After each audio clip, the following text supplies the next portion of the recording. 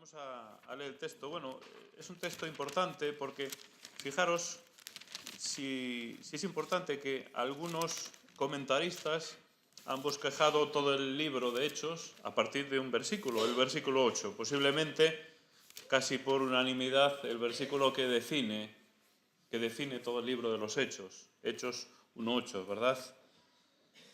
Pero recibiréis poder cuando venga sobre vosotros el Espíritu y me seréis testigos, etcétera, etcétera. Un texto que todos sabemos de memoria. Bueno, pues muchos autores o algunos han decidido utilizarlo para bosquejar todo el libro. Ahora está claro que es un texto importante porque define y marca la pauta de todo el libro de los Hechos. Vamos a leer entonces el libro de los Hechos, capítulo 1, versos del 6 al 11, que es el texto que nos toca en esta mañana.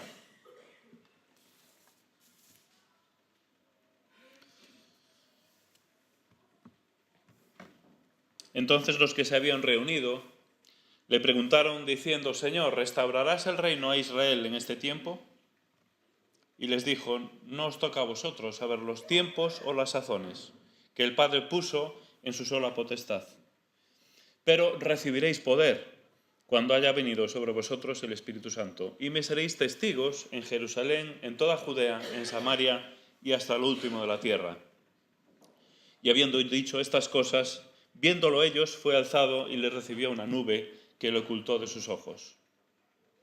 Y estando ellos con los ojos puestos en el cielo, entre tanto que él se iba, he aquí, se pusieron junto a ellos dos varones con vestiduras blancas, los cuales también les dijeron: varones galileos, ¿por qué estáis mirando al cielo? Este mismo Jesús, que ha sido tomado de vosotros al cielo, así vendrá, como le habéis visto ir al cielo.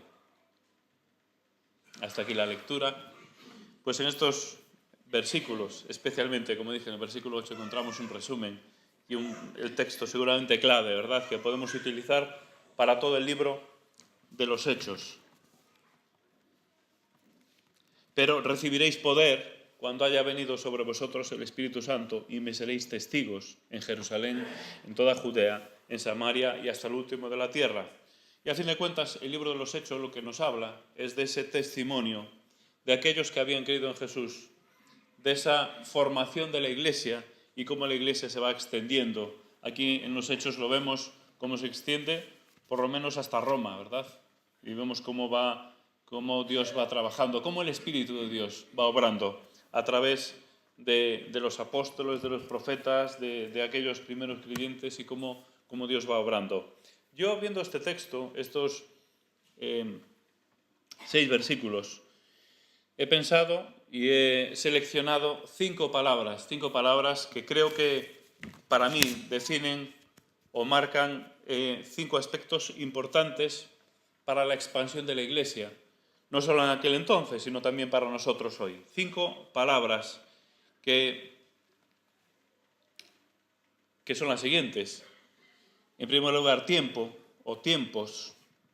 Se habla al principio, ¿verdad? Los discípulos le preguntan acerca del tiempo: ¿restaurarás en este tiempo? Y Jesús le dice: no os toca a vosotros saber los tiempos o las sazones.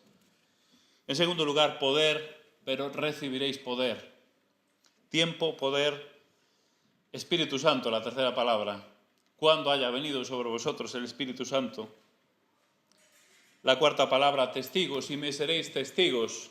Jerusalén, Judea, Samaria y hasta el último de la tierra. Y la quinta palabra es un verbo y es así vendrá o vendrá. Es decir, Jesús, aquellos ángeles que anunciaban el regreso, el retorno de Jesús, este que habéis visto irse, vendrá. Estas 5 palabras creo que recogen y creo que son los ingredientes, vamos a decirlo así, necesarios para llevar la luz, para llevar el Evangelio a las tinieblas de nuestro entorno. Necesitamos tener en cuenta estas cinco cosas. Así que vamos a verlas una por una en esta mañana. En primer lugar, el tiempo o tiempos. Aquí se mencionan 2 términos, dice el Señor Jesús. El tiempo, dice, y las sazones. Tiempos y las sazones. Nos corresponde a vosotros. Verso 7. No os toca a vosotros saber los tiempos o las sazones. Los tiempos es cronos, ¿verdad? Todos sabemos bien lo que es el cronos. Define el tiempo en sí. Nos dice cuándo van a ser las cosas, el cronos. Las sazones es el kairos. Kairos es, sugiere la clase de tiempo, es decir, marca un poco los acontecimientos dentro del cronos. De eso que marca cuándo. El cronos marca qué clase de acontecimiento va a suceder. Cronos y kairos. Ahora, es importante notar aquí que existe en la naturaleza humana una preocupación, así nosotros por saber cuándo van a suceder las cosas, para controlar o para saber los tiempos, ¿verdad? Aquellos discípulos estaban ansiosos. Jesús, con su respuesta, pues los enfría un poquito, ¿verdad? Bueno, no os toca a vosotros saber los tiempos o las sazones, diciéndoles de una forma que solo Dios tiene el control de los tiempos y de las sazones. Es Dios quien tiene el control de todas las cosas. Ellos le preguntan, ¿restaurarás el reino a Israel en este tiempo? Además, si os fijáis, parece que hay un pequeño desenfoque, ¿verdad? Desenfoque del reino de Israel o del reino de Dios o del reino de los cielos. Tal vez no habían, después de estar tantos años, por lo menos 3 años con él, aún no habían entendido bien que Jesús les estaba hablando de un reino espiritual. Sí, obviamente, hay un reino físico prometido que vendrá, llegará un día que va a ser real, pero Jesús les hablaba ahora de un reino espiritual. Ellos estaban impacientes para que Él viniera y reinara físicamente. Bueno, esta es parte de nuestra naturaleza también. Y es que estamos incómodos en esta naturaleza y que queremos que las cosas cambien. Queremos que no tengamos que luchar ya con la enfermedad, ni con las injusticias, ni con las imágenes que vemos todos los días, pero llegará un día que tenemos esperanza. Pero es importante que en cuanto al tiempo sepamos una cosa, y es que Dios tiene todo en su soberanía, en control. Y este es el mensaje para nosotros también esta mañana.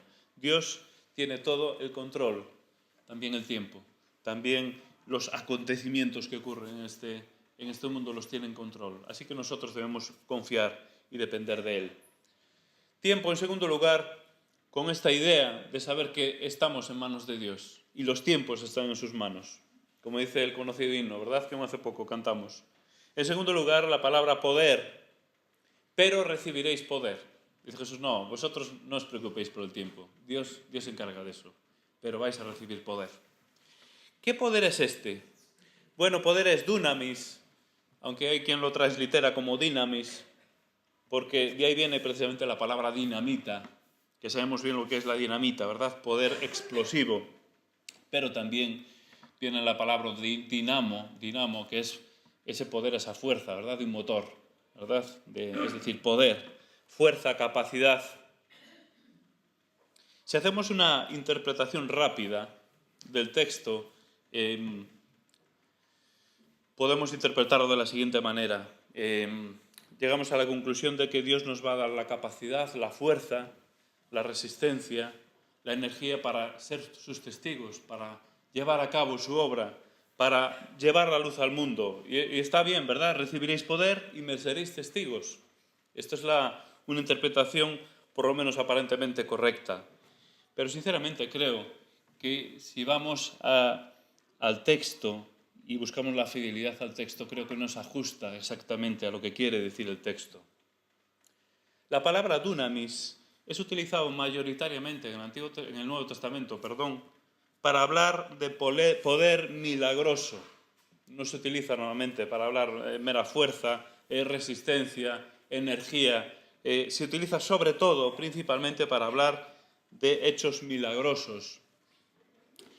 Bueno, hay muchos ejemplos. De hecho, curiosamente, los milagros en sí se le llaman dunamis. Por ejemplo, 2 ejemplos. Mateo 7:22, muchos dirán aquel día, Señor, Señor, no profetizamos en tu nombre, y en tu nombre echamos fuera demonios, y en tu nombre hicimos muchos dunamis, en tu nombre hicimos muchos milagros. Esta es la misma palabra, pero recibiréis poder. Mateo 11:20, por poner 2 ejemplos, ¿no?, de los muchísimos que hay. Entonces comenzó a reconvenir Jesús a las ciudades en las cuales había hecho muchos milagros, muchos dunamis, porque no sabían arrepentido. Por lo tanto, hemos de entender que el texto, cuando dice recibiréis poder, está hablando de algo más que fuerza para llevar a cabo vuestro ministerio. Está hablando de recibiréis un poder sobrenatural. Recibiréis un poder procedente directamente de Dios para hacer maravillas de forma sobrenatural. Creo que se ajusta esta interpretación, aunque posiblemente nos gustase más otra interpretación, pero creo que se ajusta más a lo que quiere decir el texto. ¿Cómo se manifiesta este dinamis o dunamis en los Hechos de los Apóstoles? Se manifiesta también de forma sobrenatural. Este es el poder de que está hablando el Señor Jesús. Recibiréis poder. Poder para hacer maravillas. Poder para, en Hechos 2, cuando viene el Espíritu Santo, hablar en lenguas. Y todos los que están allí se sorprenden, ¿verdad?, de cómo están hablando sus propias lenguas y cómo hablan las maravillas de Dios. Esto es un poder sobrenatural. Poder para la curación del cojo que está allí a la puerta de la Hermosa. Y van allí Pedro y dice, no tengo nada, le vamos a quedarte, pero en el nombre de Cristo Jesús, levántate y ponte a andar. Poder para, como dice Efesios 5:12, por mano de los apóstoles se hacían muchas señales y prodigios. Este es el poder. Pero recibiréis poder para hacer señales y milagros. Hechos 9, curación de Eneas. Resurrección de Dorcas. Estoy poniendo algunos ejemplos. Hechos 12, Pedro librado milagrosamente de la cárcel. Hechos 16, también Pablo y Silas, ¿verdad?, en la cárcel de Filipos. Vemos cómo el poder de Dios obra. Este no es un poder que emana de ellos en este caso, sino que es el poder directo de Dios. Y Hechos 20, aquel joven, ¿verdad?, que muere y que el apóstol Pablo resucita, la resurrección de Eutico. Bueno, Hechos 28 también, el último episodio que vemos de curación, pero podríamos decir muchas cosas más. Pero recibiréis poder. Este es el poder de Dios, poder sobrenatural actuando. Yo creo que esto es lo que está diciendo Jesús, lo que les dice Jesús. Ahora bien, nosotros podemos trasladar esto a nosotros hoy en día y decimos, ¿qué pasa hoy en día? ¿Cuántas resurrecciones hemos visto?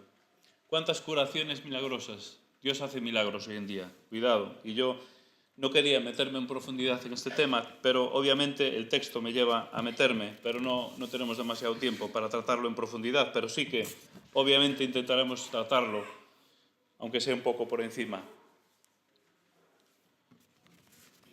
¿Qué pasa hoy en día con este poder? ¿Cómo se manifiesta en la iglesia de hoy en día? No vemos muchas sanaciones, no vemos muchos milagros de forma espectacular. Sí que reconocemos y vemos cómo Dios obra. Sí vemos que Dios hace milagros en las vidas de las personas. Sí vemos que Dios sana a los enfermos. Pero no vemos estas manifestaciones milagrosas. Más concretamente lo que se han llamado o se han denominado, se denominan los dones milagrosos o los dones que Dios da para manifestar estas señales y prodigios.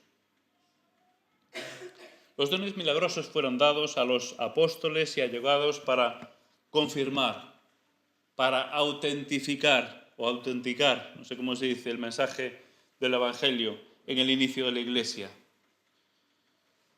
Por ejemplo, el don de sanidades, como sabéis, era un don que había entonces. El apóstol Pablo y los apóstoles eran caracterizados por tener ese don y por manifestar. Después leeremos algún texto que lo corrobora.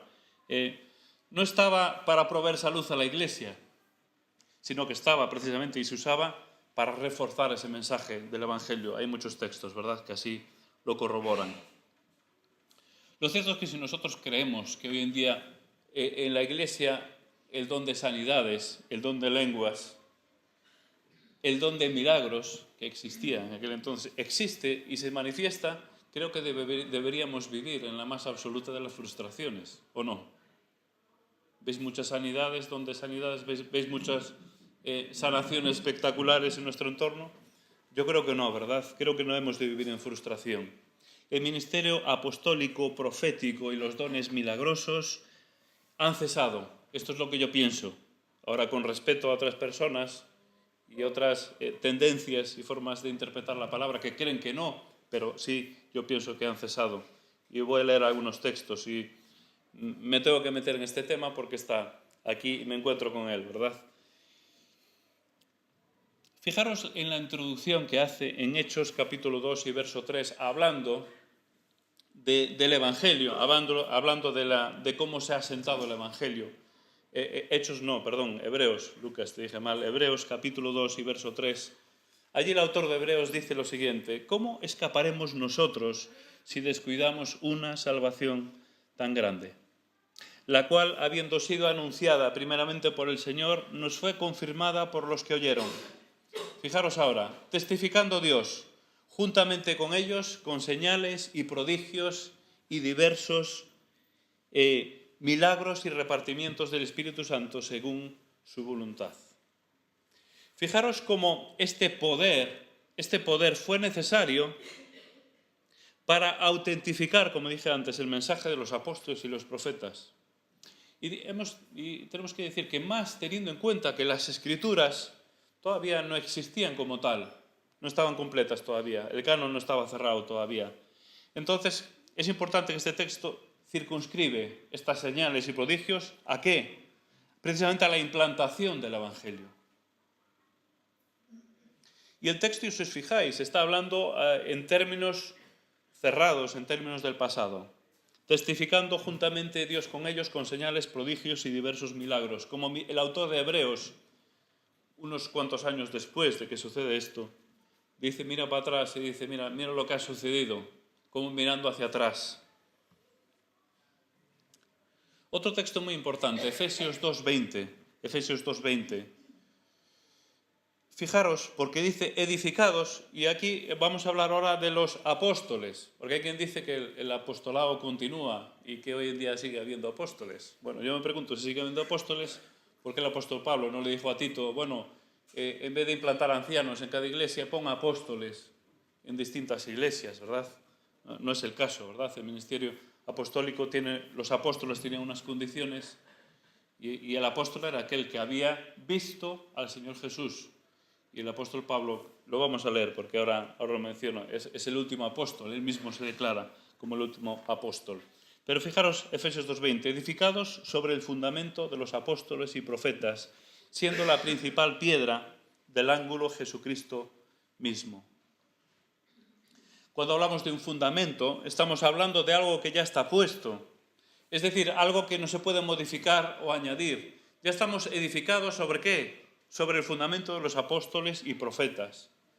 No tiene sentido que hoy en día haya otros apóstoles, otros profetas que añadan o que digan cosas porque el fundamento ya está puesto, siendo, dice, la piedra del ángulo Jesucristo mismo. Ya está puesto el fundamento por los apóstoles y profetas. No tiene sentido. En aquel entonces no había escrituras, como dije antes. Había el Antiguo Testamento, el Nuevo Testamento estaba en proceso todavía. No estaba el canon cerrado. Entonces, obviamente, eran necesarios los apóstoles y profetas y que la palabra de Dios viniera a través de profetas. Y había personas en la iglesia que decían, el Señor me ha dicho para vosotros esto. Pero hoy en día tenemos la escritura completa. No necesitamos ni apóstoles ni profetas que sí hicieron su trabajo necesario en su momento. Fijaros el texto que hacía referencia antes, el apóstol Pablo, cómo se refiere a sí mismo en 1 Corintios 15:8. Dice, y al último de todos, hablando de los apóstoles, como a un abortivo me apareció a mí, porque yo soy el más pequeño de los apóstoles, que no soy digno de ser llamado apóstol porque perseguí a la iglesia de Dios. Él mismo se considera como el último de los apóstoles, por lo que entendemos que no puede haber más apóstoles, en el sentido de que nadie puede ver ya más al Señor Jesús físicamente. El último fue Pablo, que lo vio, que se presentó resucitado, aunque bueno, alguien puede decir, ¿no?, que vio alguna visión también del Señor Jesús. Pero es interesante ver que los apóstoles daban señales también de apóstol. Fijaros lo que dice en 2 Corintios 12:12. El apóstol Pablo dice, con todo, señales de apóstol han sido hechas entre vosotros en toda paciencia, por señales, prodigios y milagros. Los apóstoles y personas allegadas a los apóstoles hacían señales para demostrar que el Evangelio había llegado, para demostrar que era cierto lo que estaba ocurriendo, para verificar ese mensaje del Evangelio.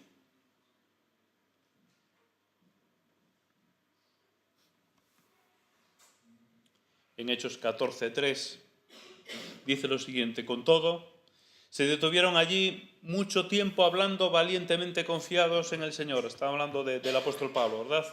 Que confirmaba la palabra de su gracia. Fijaros, es importante, que confirmaba la palabra de su gracia. Dice, esto lo dice la versión de las Américas, que me gusta más, pero bueno, nos vale también la Reina Valera, que tenéis en pantalla, que confirmaba la palabra de su gracia, concediendo que se hicieran señales y prodigios por medio de sus manos, la cual daba testimonio, dice la Reina Valera, a la palabra de su gracia, concediendo que se hiciesen por las manos de ellos señales y prodigios. ¿Qué función tenían las señales y los prodigios? Confirmar la palabra.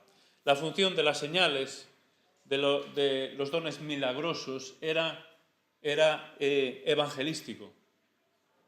No era para tener una iglesia curada. Si fuera de esa forma, yo no sé por qué Pablo dejó a Trófimo enfermo en Mileto, ¿verdad? Dejé a Trófimo enfermo en Mileto, cúralo. No tienes el don de sanidad, y lo tenía. No resucitó al mismo Eutico. ¿Por qué no cura a Trófimo y le deja enfermo? A Epafras, que tuvo la grave enfermedad, y dice el apóstol Pablo, pero por la misericordia del Señor lo sanó, ¿verdad? ¿Por qué no cura el apóstol Pablo a Epafras? Las sanidades fueron en su momento para un método, un medio evangelístico, para verificar, para decir, este es el evangelio, y es cierto, y proviene de Dios. Ahora, ¿esto quiere decir que el Espíritu no tiene poder hoy? ¿O que tiene otra clase de poder? Por supuesto que no. Tiene el mismo poder milagroso. Y Dios obra y sigue obrando milagros. Lo que pasa es que hemos de diferenciar. Al principio de la Iglesia, en el inicio de la Iglesia, Dios dio dones milagrosos precisamente para autenticar ese mensaje. Hoy en día no se necesitan esos dones milagrosos porque tenemos la Escritura completa y porque tenemos toda la revelación de Dios completa y pensamos que no se necesita. Es cierto que en ningún sitio de la Escritura dice han cesado los dones, no lo dice ninguna Escritura, en ningún lugar de la Escritura que ha cesado ni el don de lenguas ni el don de sanidades, no lo dice. Es cierto que Dios puede dar hoy en día capacidad a alguien para sanar, puede hacerlo. ¿Por qué no? No estoy limitando a Dios, pero es un medio que hoy en día no está usando, por lo menos de forma general. Pero es importante ver que Dios sigue haciendo milagros y Dios obra por su Espíritu y su poder sigue estando activo. Pero hemos de intentar ser fieles al texto. Yo pienso que todo lo que se desarrolla en los Hechos, recibiréis poder. Está hablando de poder milagroso, pero también creo que no es una interpretación desacertada, que nosotros recibimos también poder para llevar el mensaje del Evangelio y que Dios obra con poder a través también de nuestras vidas. Pero creo que debemos diferenciar estas dos cosas.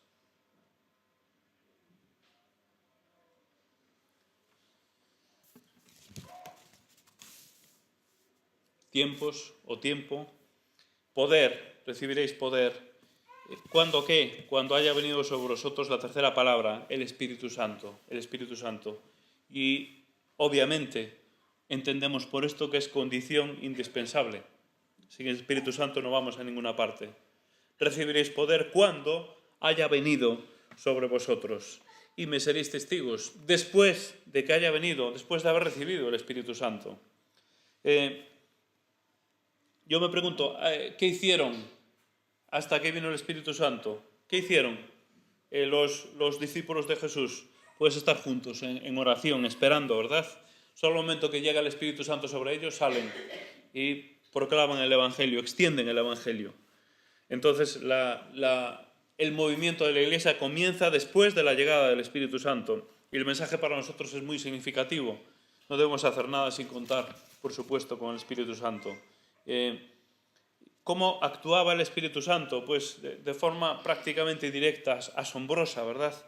Por ejemplo, dos ejemplos. No hay muchísimos, pero no tenemos tiempo para ahondar mucho más. Pero Hechos 4:7, y poniéndoles en medio le preguntaron ¿con qué potestad o en qué nombre habéis hecho vosotros esto, verdad? Entonces Pedro, lleno del Espíritu Santo, les dijo, gobernantes del pueblo y ancianos, etc. El Espíritu Santo llenaba a las personas y actuaba a través de ellas. Capítulo 13, verso 2.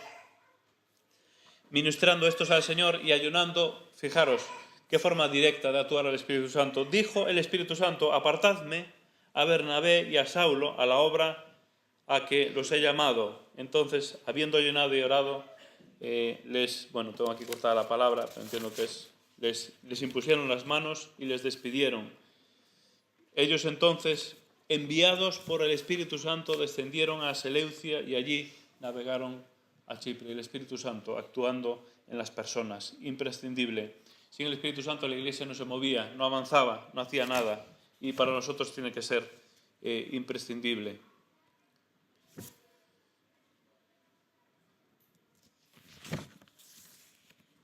En cuarto lugar, cuarta palabra, testigos. Me seréis testigos.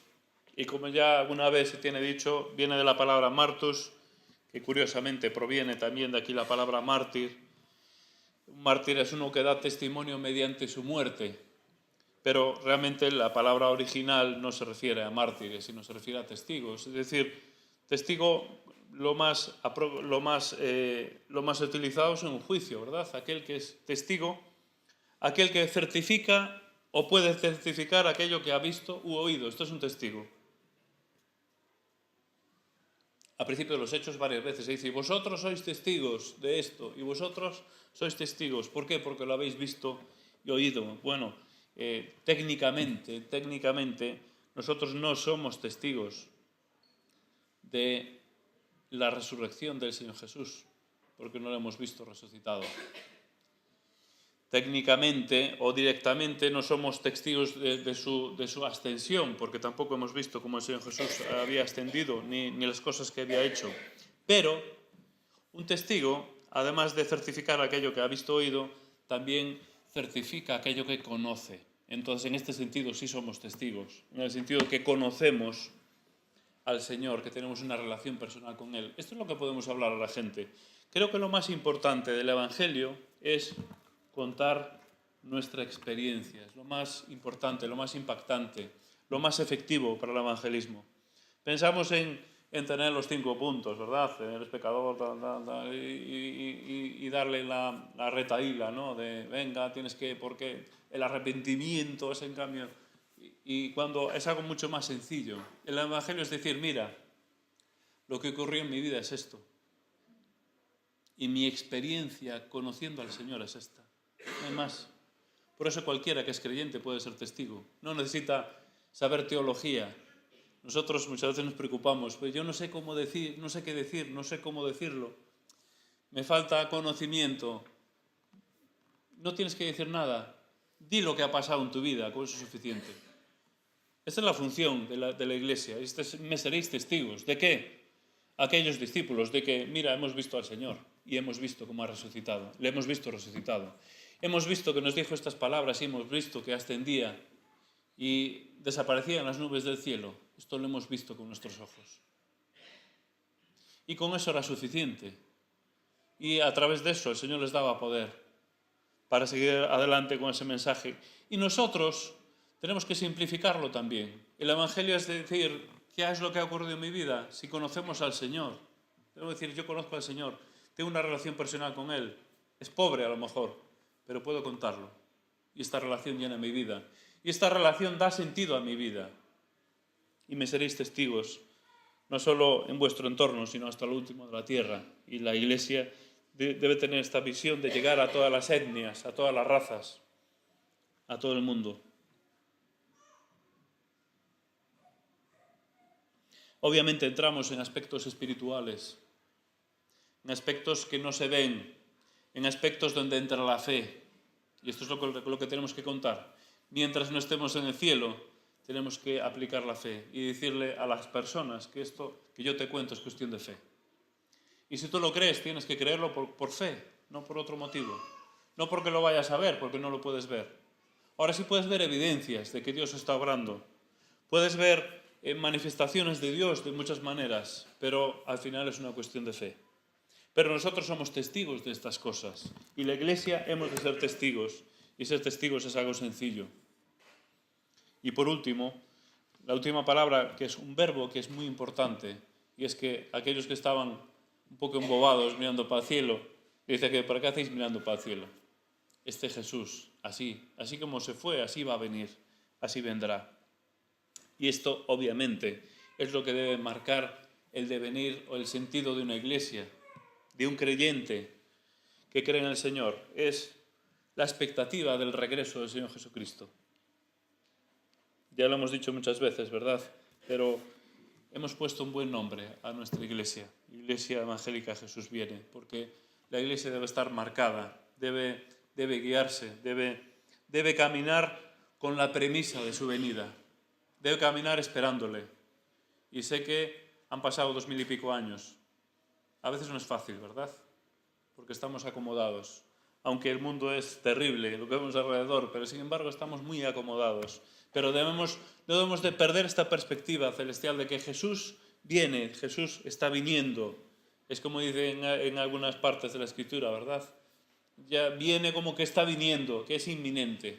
Fíjate, lo decían hace más de 2000 años, pero nosotros tenemos que seguir con el mismo anhelo, porque esperamos que el Jesús venga para solucionar todo el desastre que vemos a nuestro alrededor.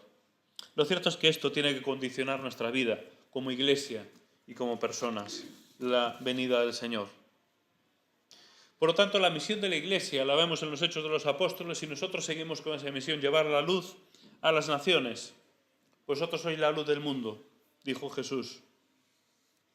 ¿De qué forma vamos a poder ser más eficaces llevando esa luz? En primer lugar, descansando en el Señor, confiando en el Señor, sabiendo que los tiempos están en su mano, sabiendo que han pasado 2000 años. Nosotros, ¿dónde va? Que ya decimos, Señor, ¿pero cuándo vas a venir? Los tiempos están en su mano. Esto es importantísimo, saber que Dios es soberano y controla todas las cosas. Y decir, Señor, no sé lo que va a pasar ni cuándo, pero estoy en tus manos y estamos en tus manos como iglesia. En segundo lugar, dependencia del Señor, porque en mí no hay ningún poder, pero en Dios hay un poder milagroso que cambia vidas, que transforma vidas, que sana, que restaura, que hace milagros hoy en día, porque existen y Dios obra a través de milagros. Como he dicho, hay matices distintos. Hay dones que hoy en día yo pienso que no están en funcionamiento de la misma manera, pero Dios sigue obrando. Pero sí es importante que nosotros reconozcamos nuestra incapacidad y decir, Señor, dependo de ti, porque en mí no hay poder, solo en ti hay poder. Y sabemos que el Espíritu en nosotros obra con poder en nuestro entorno, si dejamos que Él actúe. Descansando, dependencia. En tercer lugar, necesidad, sintiendo la necesidad absoluta de tener una relación viva con el Espíritu Santo, es decir, con Dios mismo. Porque si nosotros decimos, yo soy testigo de Dios, pero ¿le conoces? Bueno, la verdad es que no tengo mucho contacto con Él. Unos minutos al día, a veces algún día se me olvida. Necesitamos una relación viva, plena con el Señor, porque si no, no podemos contarlo. Si no tenemos una relación con el Señor llena, que nos llene, no podemos contarlo. Es mejor que estemos callados. En cuarto lugar, conociendo bien la finalidad. ¿Cuál es nuestra finalidad? Creo que esto nos sacaría la presión. A veces nos autopresionamos. Debemos sacarnos la presión. ¿Cuál es la finalidad? Ser testigos de Él. Y dar testimonio de lo que nosotros hemos visto y oído, lo que nosotros hemos experimentado en nuestra vida. No es otra manera, no es otra cosa. Nadie nos va a discutir eso. Nos pueden discutir cosas de teología, la existencia de Dios, que Dios no es bueno, que Dios nos pueden discutir muchas cosas. Y a lo mejor tenemos problemas para convencer. Pero lo que no pueden discutir nadie es lo que ocurrió en mi vida. Es mi experiencia personal. Eso nadie puede discutirlo. Entonces ahí tenemos todas las armas. Y es la mejor manera, creo yo, posiblemente de compartir el Evangelio. Y por último, la esperanza. Sabiendo que el Señor va a volver. Que el Señor nos ayude a estos 5 aspectos. Podríamos sacar muchos más, podríamos variar la forma de presentar este texto, pero que el Señor nos ayude a ser verdaderos testigos, a vivir teniendo en cuenta al Espíritu Santo, a dejar que actúe en nuestras vidas, a que el poder del Espíritu Santo obre a través de nosotros. que el Señor nos ayude de esta manera y nosotros que seamos dóciles, desde luego, a Él, que eso es otro capítulo, ¿verdad? Tantas veces nosotros no nos dejamos ni guiar ni llevar por Él. Que el Señor nos guíe y nos ayude. Vamos a tener una oración. Tenemos un tiempo de café de 15 minutos y después tendremos ya la parte libre de culto, media hora final, de 12:30 a 1 aproximadamente. Pues vamos a tener una oración. Te damos gracias, Señor, por tu palabra. Te pedimos que nos perdones porque, aunque pretendemos sondearla, reconocemos nuestra incapacidad y nuestros errores tantas veces de interpretación. Y te pido que me perdones si en algo he faltado a la correcta interpretación de tu palabra, pero sí te pido lo importante, que nos ayudes a que aquello que entendemos, que lo llevemos a la práctica, Señor, y que realmente podamos ser tus testigos. Y ayúdanos a entender la simplicidad del Evangelio, Señor, y a pensar que a veces algo tan sencillo como contar nuestra experiencia puede ser de bendición a otras personas. Te pido que nos perdones y que me perdones también, porque reconocemos que tantas veces pues callamos, tantas veces somos totalmente opacos y la luz no pasa a través de nosotros. Ayúdanos a ser transparentes, Señor. Ayúdanos a que tu luz pueda fluir a través de nosotros, que no pongamos tropiezo a esa luz, que no pongamos freno a esa luz, sino que seamos de testimonio a los demás. Gracias, Señor, por tu palabra, por este libro de los Hechos que nos indica y nos enseña cómo tu poder se manifiesta y se puede manifestar a través de nosotros. Gracias, Señor, te pedimos que nos bendigas y nos dirijas en este sentido, en el bendito nombre del Señor Jesús. Amén.